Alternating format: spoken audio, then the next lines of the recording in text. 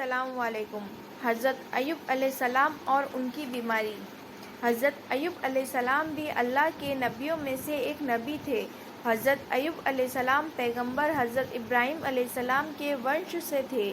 حضرت ایوب علیہ السلام حضرت اسحاق علیہ السلام کے بیٹوں میں سے ایک بیٹے تھے۔ اللہ نے آپ کو مال دولت اور اولادوں سے نوازا تھا۔ حدیث کے مطابق آپ کے 7 بیٹے اور 7 بیٹی ہوا کرتی تھیں۔ حضرت ایوب علیہ السلام اس وقت اپنے قبیلے کے بہت مالدار سردار تھے اور بہت خوبصورت بھی تھے۔ حضرت ایوب علیہ السلام بہت بڑے عبادتگار گزر بھی تھے۔ وہ اپنا زیادہ تر وقت عبادت میں ہی گزارتے تھے۔ آپ اپنے قبیلے کے اس وقت اس طرح مشہور تھے کہ جب آپ گھر سے نکلتے کسی کام کے لیے تو لوگ آپ کے استقبال کے لیے کھڑے ہو جاتے۔ لوگ آپ کی بڑی عزت کرتے تھے، لیکن کہتے ہیں جب کوئی اللہ کا بہت بڑا عزیز ہوتا ہے تب اللہ بھی ایسے شخص کا امتحان ضرور لیتا ہے۔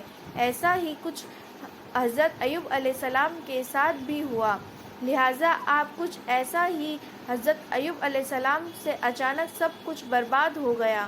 ان کا گھر اچانک سے گر گیا جس میں دب کر ان کی ساری اولادوں کی موت ہو گئی، مال اور دولت سب ختم ہو گیا، اور وہ ایک ایسی بیماری کا شکار ہو گئے جس سے آپ کے بدن کا گوشت گلنے لگا، چہرے پر پھوڑے پھنسی ہونے لگے، جن پر کیڑے بھی پڑنے لگے۔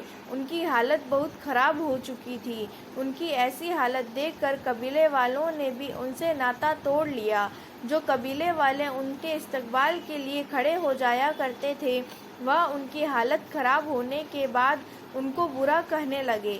قبیلے کے لوگ انہیں یہ کہتے کہ ضرور آپ نے کچھ غلط کام کیا ہے جن کی وجہ سے اللہ آپ سے ناراض ہے اور اللہ نے آپ کی یہ حالت کر دی ہے۔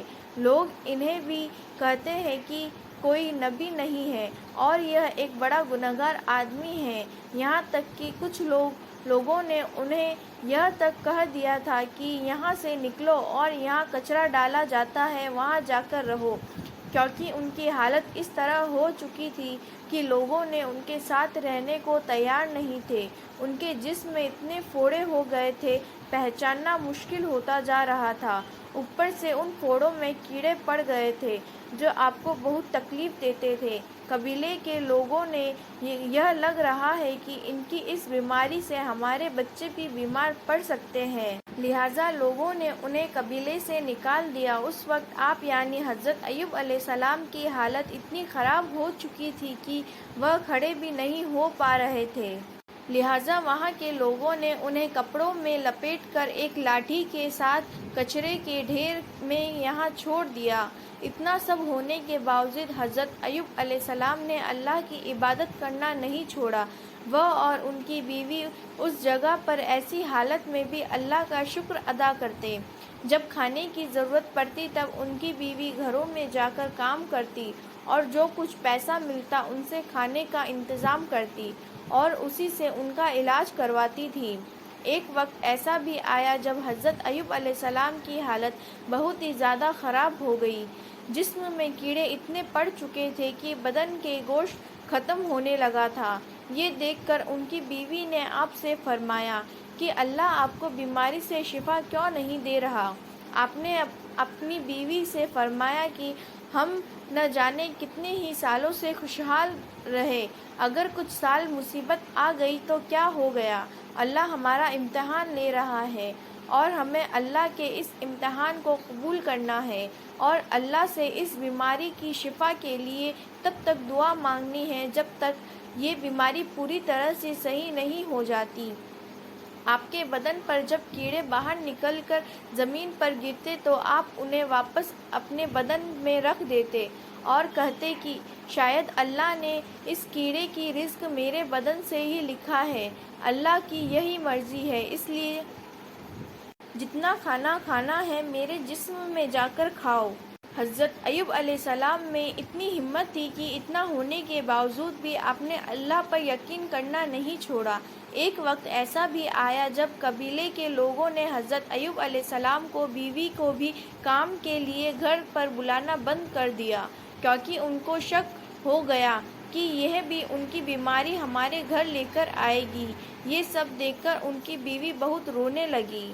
اپنی بیوی کو اس طرح روتا دیکھ پھر حضرت ایوب علیہ السلام نے اللہ سے دعا کے لیے ہاتھ اٹھائے اور کہا کہ اے اللہ، تو رحم کرنے والا ہے، اپنے بندوں پر رحم فرما۔ بس اتنا ہی کہنے کے بعد آسمان سے ایک آواز آئی، اے ایوب، اپنے گاؤں زمین پر مارو اور وہاں ایک چشمہ یعنی پانی کا ایک فوارہ نکلے گا، اس فوارے کا پانی اپنے جسم پر ڈال دینا۔ ایسا سنتے ہی یعنی حضرت ایوب علیہ السلام نے اپنا پیر زمین پر مارا اور اسی وقت وہاں سے پانی کا فوارہ نکل پڑا۔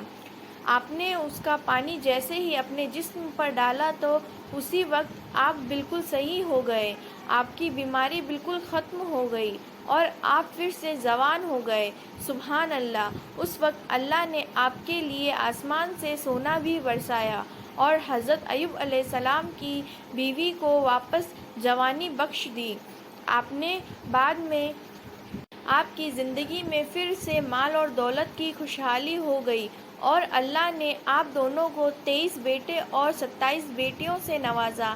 بے شک اللہ اپنے بندوں پر رحم فرمانے والا ہے۔ ایک حدیث کے مطابق اللہ کے پیارے رسول حضرت محمد صلی اللہ علیہ وسلم نے فرمایا کہ جب بھی آپ مشکل اور پریشانی میں ہو تب آپ حضرت ایوب علیہ السلام کے امتحان کو یاد رکھنا، جنہوں نے اتنا سب کچھ ہونے کے باوجود اللہ کا شکر ادا کرنا نہیں چھوڑا۔ السلام علیکم۔ اگر آپ کو یہ ویڈیو پسند آئی تو پلیز سبسکرائب کیجیے اور لائک کیجیے اور زیادہ سے زیادہ شیئر کیجیے۔